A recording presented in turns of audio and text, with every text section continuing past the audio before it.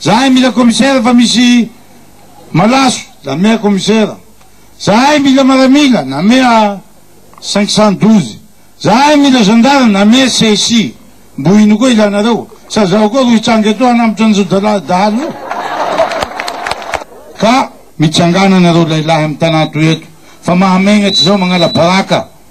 olo sampy mitsiry jay avao fakatahotsika rozy avao ro mahery ka i avao ro hangalatsy ny fanagnan'olo etoa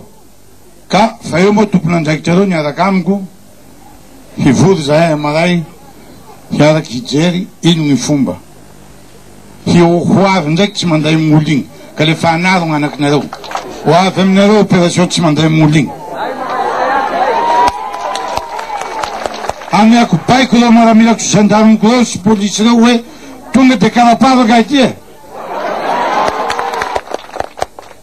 fa ny raha raiky azo ampia ary soratsika ny ministre ny ady tany hantofany ministre ny ady tany zao telefony zao hameany président fokotany tsirairay mba ahafahandrao micommuniqué aminareo toy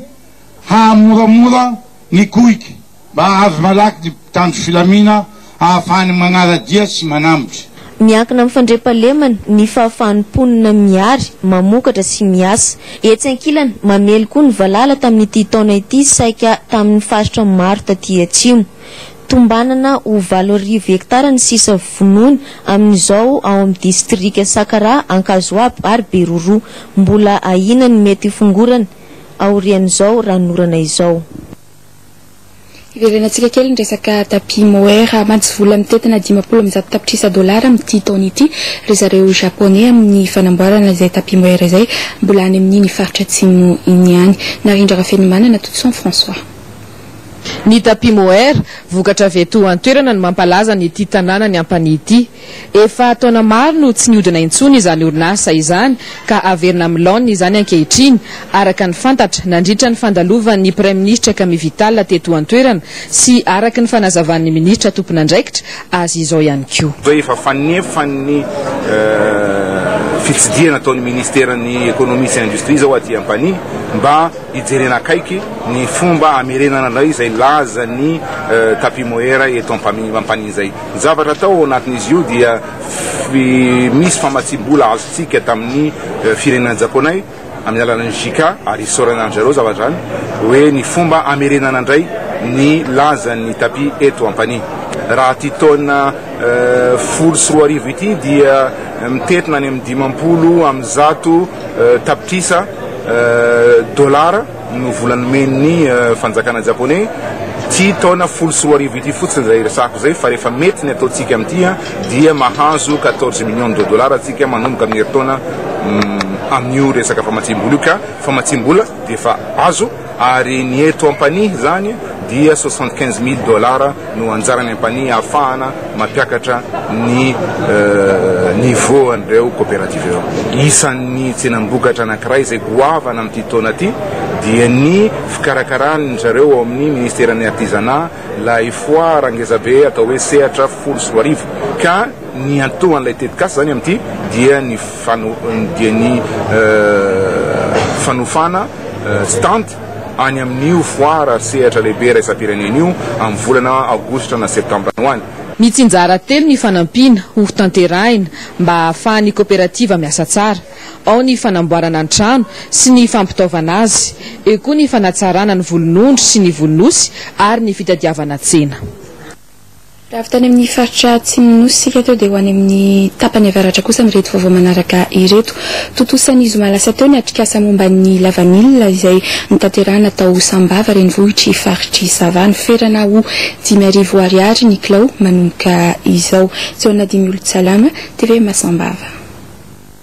Totosan'ny zoma teo ny atrikasan'ny lavanila amin'ity taopitoazana 10 ity izay nitanterahina teto amin'ny hôtel Melrose ny tontolo andro ny 7 ny volana Jona ity.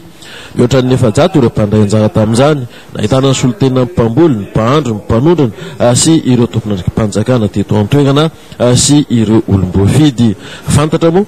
fa ny plateforme de la filière vanille no anisan'ny tompomarika amin'izao hetsika izao izay notoanan'ny faritra ka nandritra ny fotoam-panokafana dia anisany fandraisana fitenenana ny avy amin'ny ben'ny tanàna ny filoha lefitra ny plateforme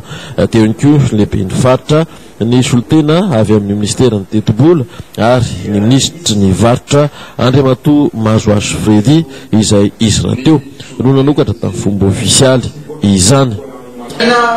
Ny fanatsarana trany ny kalitao lavanila vokarina sy ahondra satria miabetsaka ireo firenena mifaninana amintsika. Izany koa no atao dia mahitandrovana hatranatrany ny lazan'izany lavanila malagasy madetera zany. Nisongadina nandritra ireo ary ny fanatsarany ity CAP-rina ity ka voresaka betsaka amin'izany ny mahakasika ny vidin'ny lavanila ny fanatsarana ny kalitao no saraina voameratelo moa ireto mpizaika ireto. Ny voalohany dia ny misahana ny tsena anatiny eo ihany koa ny tsena ivelany ary ny voamera misahana ny rindrandamina na ny rafitra isahana ny firakikirana ny vokatra lavanila. Tapaka tamin'izao moa fa ny 15 ny volana Jona io no hisokatra ny tsenan'ny lavanila manta amin'ny manamorona ny ranomasina fa ny amin'ny faritra ambony toy ny any Andapa iny dia fahavaliny volana Jolay izao ary amin'ny volana Aogositra indray kosa ny amin'ny faritry Andrafekona no ferana 5,000 ariary ny kilony lavanila manta ary 40,000 ariary na 200,000 francs ny masaka. Fa any alohany ny atrikasa momba ny lavanila tao Sambava iny dia nitsidika ny orinasa Sovanio sy ny Vanimady ny ministry ny varotra mbola TVM any toerana ihany no mitatitra izay.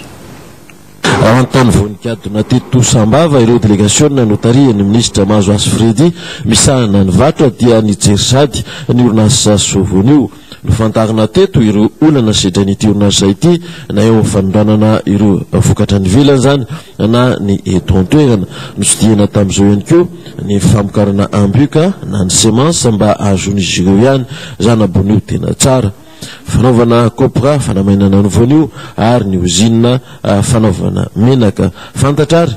fa anisan'ny mamelona fianakaviana maro ity orinasa ity nefa dia mandary fotoan-tsarotra amin'izao fotoan'izao noho ny aretina mahazo ny voly ihany koa.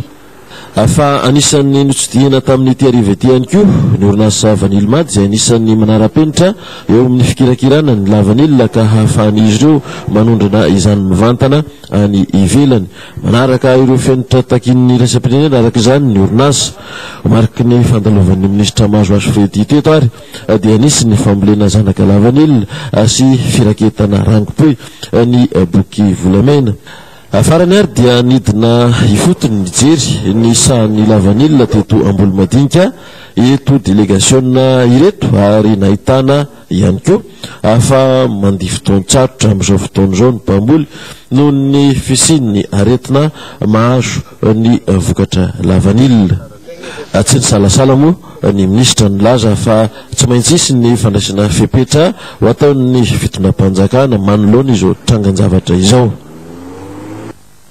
Bokotany miisa 3,700 kosa no nozaraina tao amin'ny distrikany Mandritsara ny farany herinandro lasa teo. Nisy ny atrikasa nomeny ireo ben'ny tanàna tany amin'ny faritra Sofia ankilan'ny fionan'ny ministra Azo Andrianarivelo tamin'ireo sojabe tany Antoerana izay azo fiofanana amin'ny FDL ireo commune rehetra any Antoerana. Lanto Malala Rasata.